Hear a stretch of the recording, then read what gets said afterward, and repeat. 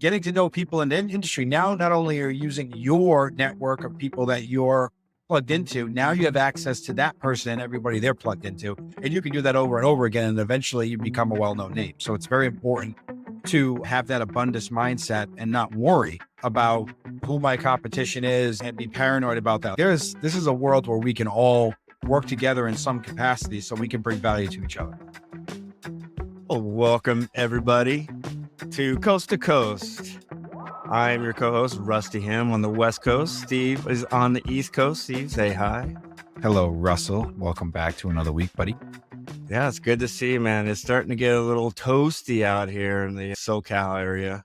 What's it like over there? We're averaging like 105. Nope. No thanks. Yeah, we're like in the, I don't know, some lower 80s kind of area, which is nice, but I'm not into that when it gets that's getting above 90 degrees. I'm all good with that. You're over that? Yeah. 105, I mean, it's dry, so it's not like it's not like the Florida where it's just freaking humid. But anyway, all right, we're going to start with our warm-up. Again, our warm-up we go off the 3 pillars, right? It's mindset, skill set, and systems. Our warm-up is going to be skill set, and it's going to be, what we were saying off the camera, it's more intertwining, like the skill set of, because I do creative real estate, other people do fix and flips, wholesaling. So there's different genres in the real estate space. And then how do I, if a deal doesn't fit in my box, like how do I still make money? So I don't know if you can touch on that, because there's different ways of doing real estate. Some people might say creative real estate is stupid, fix and flip is the way to go, or wholesaling is the way to go. And then how do we pivot if it doesn't fit in our box? Yeah. I think first off too, and it's important to know that the most successful people in real estate have the ability to learn all of these things, right? And not just sit in one lane where, yes, you can sit in one lane and you can be successful. When you want to get to that area where your business needs to make a radical scale, there's usually some big obstacles doing that. So, for example, who's going to be able to do more real estate deals? Is it the person who just wholesales and does nothing else? Or the person who's a licensed agent? They have a buyer's list to wholesale. They have an ability and a team to obviously fix and flip. They understand creative real estate. They do novations. Like the person who has more options can present the person who is trying to sell their house that there's a million reasons why people are selling houses. And just because the only thing you could do is give them a low ball offer, doesn't mean it's going to be a fit for them. But if you have 5 different options, there's much higher chance for you to be able to convert that. And then the other side of it, Russell, too, right, is if you are in a place where, whether you're in the beginning part of your real estate business, you're super seasoned, you're in the middle of your journey, whatever it is, you're going to run into situations where some houses are way more difficult to move than others, right? It could be in areas where it's a very low population. It could be a million reasons, just not a desirable area. When you have the ability to pivot in that, maybe let's say, Russell, you get a property, right? You have it under a contract for some kind of creative deal. Say it's like an owner financing deal. And for whatever reason, you cannot find a buyer. The deal is awesome. The numbers are great. And you're getting towards the end of that contract where you're running out of time. What should you be doing? Should you just be running it through that process, or should you be digging into, all right, there's got to be other options. Let me see if there's other people who are interested, right? Whether it's like at the very least, getting a realtor referral and getting paid somehow on that, and putting them in a position where somebody else maybe has access to more buyers, or maybe there are cash buyers or flippers, or there's an ability to do innovation, right? It's just important to be able to have that dream team of people around you, or just a network, like being in a coaching program where you have people with all different types of skill set that can help you move a difficult property. Right. And that's, you're talking about the importance of having relationships. Again, yes, we're competing against these other wholesalers and fix and flippers, and it's a competition. I mean, but we're all out here to make money. Let's just be realistic in the real estate space. So for example, if like you said, if I have something on the contract and it doesn't fit, I can't find a buyer, then I'm going to reach out to those people that I've developed relationships with in a wholesale world, which, I can find on Facebook or these, and you talked about it before we got on the camera, these RIAs now, as RIA, these meetups, going to these meetups and introducing yourself and telling them what I do. And hey, if you get this house under contract and it's not moving, give me a call and then I can compensate you the way I make my money. So again, the way we do our creative real estate, we have 3 paydays, right? We have the money up front, money over time, and then money when it closes. Typically, if you give us a lead and we get that payday, we call it payday 1, we get that money up front, we're going to share a portion of that with you. And that goes with a wholesaler. It goes with a fix and flipper, a realtor. And if realtors out there, this could be another way that you can get compensated if your house, the house that you have with the seller, falls through for whatever reason, right? It's just you price it too high. You're not getting enough showings. Maybe people just don't like that area. It's in a war zone or it just doesn't fit in that box that realtor normally sells. And it falls through, right? Expired, withdrawn, cancellations. Instead of letting that happen, give us the lead. Let us work our buyer's process. Once we get a payday 1, we're going to share a portion of that with you. So it's free money, right? You would have lost that anyways. I don't know what you talk about that. I think too, and look at the world of it costs money to find leads, right? Yeah. Whether you're buying something like My Plus Leads, where you're getting lists for certain amounts of money a month, they cost a monthly subscription. Right. You're doing Google pay per click, where you're basically curating inbound leads based on Google advertisements, or you're driving for dollars, you're putting down bandit signs, you're doing pay per lead. There's a million different ways to acquire leads. They all cost money. Okay. The driving for dollars, I guess you could say it doesn't cost money, but you got to put gas in your tank, right? Right. Real estate a lot of times is referral based. So what we're talking about of like intertwining worlds of there's so much, competition. Of course, there's going to be people who are just completely bulldozing other companies in business just because they're bigger and they have higher marketing budgets or they have bigger teams so they can cover bigger areas. Maybe they're even more skilled, whatever it is. But the realistic side is if I develop a relationship with, say, a realtor and I bring them value. For example, one of my houses, let's say, for example, I go through an eviction and I've decided that I have enough time, but I'm going to sell it. I'm just going to hand it to a realtor and then just get out of the deal and cash out and be able to get my payday 3 and just my business now needs cash instead of continuing to get cash flow. So I give this property to a realtor. The realtor sells the house. What does a realtor feel like when you put money in their pocket by bringing them a deal that they didn't have to find and they didn't have to produce their own lead generation? They're going to be more apt to, when they see something now knowing what you do, to bring it in front of you. And if you can curate this world, whether it's, you say you're the creative real estate person, right? But you start branching out to realtors, to fix and flippers, to wholesalers, and you're bringing them business, there's a very good chance, because they want you to continue to bring them business, that they understand that and they want to start bringing you business, right? So if you can get 1-2 deals a year from lead generations that you didn't have to pay for, that continue to build this referral based, just getting to know people in the industry, that makes a huge difference, because getting to know people in the industry, now not only are you using your network of people that you're plugged into, now you have access to that person and everybody they're plugged into, and you can do that over and over again. And eventually you become a well-known name. So it's very important to have that abundance mindset and not worry about who my competition is and be paranoid about that. This is a world where we can all work together in some capacity so we can bring value to each other. Yeah, great point. Yeah, because we're just starting to introduce that in our community, right? In the Wicked Smart community, where, hey, you talk to a seller and, I just want cash only. Okay, we know we normally don't do cash, right? This is our scripting now. We normally don't do cash only. And if we do, it's 60 cents on the dollar. I do have a network of people that do cash offers, and let me reach out to them and see what we can do. And then we contact whoever our connection is. That wholesaler calls in, they work out a deal, and then we get a piece of the pie, which is everybody wins in that situation. Let's pivot to our game plan. And it's funny because we do, if you guys don't know, we have a TikTok channel. And so one of our TikToks the other day was regarding sub twos and helping people.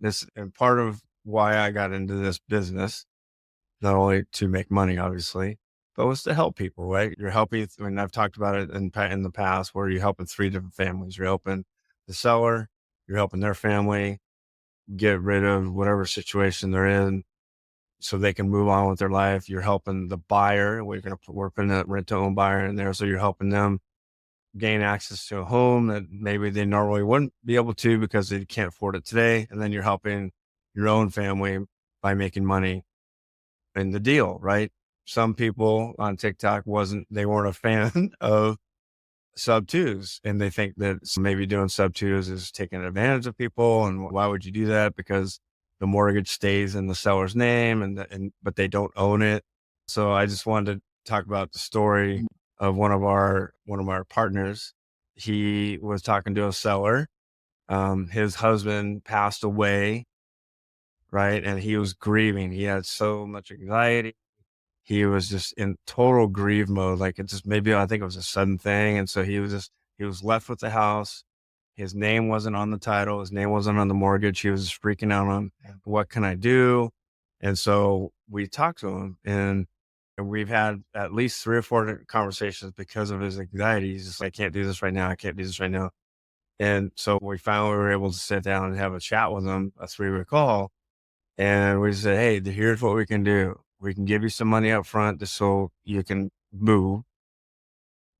He's behind in payments because the mortgage wasn't in his name. So he wasn't paying the mortgage. He's grieving. So he's just, I don't want to deal with anything. So we're going to catch him up. We're going to give him some moving money, and then we're going to take title, and then now he can move on with his life. So it's felt so good. Like for me and John, it just felt so good that we can possibly help this gentleman who's grieving from a loss. We're not taking advantage of this guy. Now, yes, are we going to make money on this deal? Of course. But we're also helping him move on with his life so he just doesn't have to deal with that. Like, it's similar? Have you had similar stories, or can you relate with sellers that you've talked to? I think the big piece is, right, it's all like this gentleman on TikTok who commented, let's just call him Todd because that's a silly name. And Todd felt that it wasn't a good idea to do a sub two. Now, let's just be clear of a couple things. No matter what real estate transaction you are doing, there is a chance that one of them that is presented to you isn't a fit. It doesn't mean that thing isn't a good option. It just means it's not a good option for you. So when I see somebody who says not to do something, that tells me there's fear based around it. And it also tells me that they're probably not looking at the application of, let's say, sub two, of how it applies to certain deals, and other ones it does not. Let's just be clear. Somebody who has equity, a lot of equity in their house, they're not in any kind of like urgent situation or timeline. They can afford to hire a realtor. They have options. Of course, they're not going to do that, because sub two is more for somebody who's in a specific scenario, or it just could be advantages tax-wise, whatever it is. But to say that it's not a good fit, that's like saying to someone, hey, a flipper just offered you a discounted offer for your house and you should never sell to flippers. It's crazy, right? Maybe it's not a fit for that person, right? And that's like when we cold call and we talk to people on the phone and say it's like a call based on a creative deal. So we extract information. We try to find out the motivation, when they're going, what the timeline is, how this affects them if they don't get there by then. And then we get to know them, and then we present them with an offer. Just because we're presenting them with something and we have the information, it doesn't necessarily mean it's a fit. And if it is a fit, you may not even find out on call one the depth of the motivation. You get that surface level, right?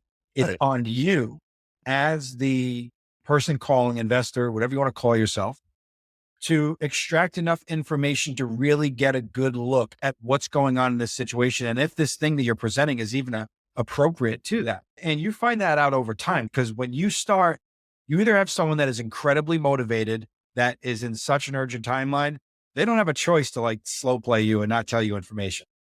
That's like, okay, listen, if we're going to make this work, we got to do this fast. You're behind in this many payments. What I understand in this state is this many more payments. You're going to be in pre-foreclosure, and then you're going to have this much time before you lose your home. So you get in those kind of situations where you're moving quick, and if we're going to help the other person that knows there's a timeline we got to move. And then there's other people who have life events going on. It could be divorce. It could be someone in their family passed away.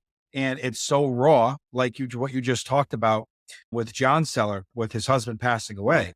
He may be in a spot where there's so much going on that he's actually in freeze mode because he's so overwhelmed that like you have to work at his pace. It doesn't matter if you're this good person trying to extract information. This person's going through something super serious in their life and they're not ready to face it. So think of you being a stranger on the phone that's making them think about this thing that is completely tearing them up and trying to navigate that with them. You have to work on other people's timeline. You can't force the timeline to work for them. It's 100% you're working on their timeline. So real estate's a delicate place for business because it's a people's business and a house is incredibly sentimental. And then a lot of times you add sentimentality that connected to a home and then some life event that's like incredibly emotional. So you're going to know how to navigate that as well. So that's why this is such an interesting business. Is you got to be someone who's personable, someone who understands just like empathy and sympathy and just be a real human being on the phone, be able to like see when opportunities there, but also at the same time, understand truly, is this going to help or is this going to hurt the person, and do the right thing? So that's why there's these dicey areas with real estate where there's some bad people out there that take advantage of really bad situations. And then you got really good people who, if they're not going to work with you because what you're presenting what isn't a fit, you morally and ethically should put them in a position like, hey, you know what? Based on everything you said to me, it sounds like you should probably hire a realtor. I know someone in the area that's very good at it. Why don't you give them a call? They'll take care of you. You'll know if it's a fit or not. But everything you told me today, I don't think what I'm going to offer you is actually going to put you in a position to achieve the versions of success that you just laid out to me. So it's like a long-winded version, but this is a people's business. You got to be really willing to be human and do what's right for them. And that's the only way you're going to build a business anyways, is by doing the right thing. It's only going to last so long if you're not. Yeah. And we touched on it at the very beginning, right? That if you know a realtor, you have that relationship with a realtor, and this scenario doesn't fit in our box, then we can say, hey, I have this realtor friend. He's real good. And then you pass it on to the realtor, and maybe the realtor can give you compensation on that. With Todd, it was such a blanket statement, right? It was just I'm like, and to help this guy is super cool because he also was like, I want to make sure, and just to your point, if they built memories, right? Him and his husband built memories. They probably redid the cabinets, the kitchen, or they did something that they did together. So they have memories, and then now that's gone. His husband's gone and he's grieving. He wants to make sure that the buyers that we put in the home are good people. And so we had to reassure him that on the buyer side, we vet the buyers. And I was going to make that point too, is we vet the sellers too. We're actually looking for no's, to be honest with you. I don't, we've talked about that. We're vetting our sellers because what we do doesn't work for everybody. So we're trying to find the people that it does work for, and that we're going to help them. Like you said, generally speaking, if you have a lot of equity and you're not in a hurry, just put it on the market with a realtor, pay the realtor fees. Hands are clean. You're moving on with your life. Right. Mm-hmm. So we're looking for no's until we get that one yes, which is, hey, I'm in this situation where I need help. Yeah, for sure. Yeah. Cool stuff. Yeah. That's our game plan, the sub 2 game plan. Again, it's not for everybody, but it is helpful. It does help some people. And those are the people we're looking for. All right, let's go to our cool down. This is the cool down of our practice plan. You were talking to me offline regarding we're going to talk 2 different things. You're going to do your little thing about Investor Lift and what is that, and how can that help people. And then I'm going to talk about our Wicked Smart community and what's new with the Wicked Smart community. Love it. Okay. And first, Todd, I messaged you, so please reach out and talk to you. Yeah, you ghosted us. Come on, Todd, you ghosted us. Come on, I put you on the spotlight. Nothing.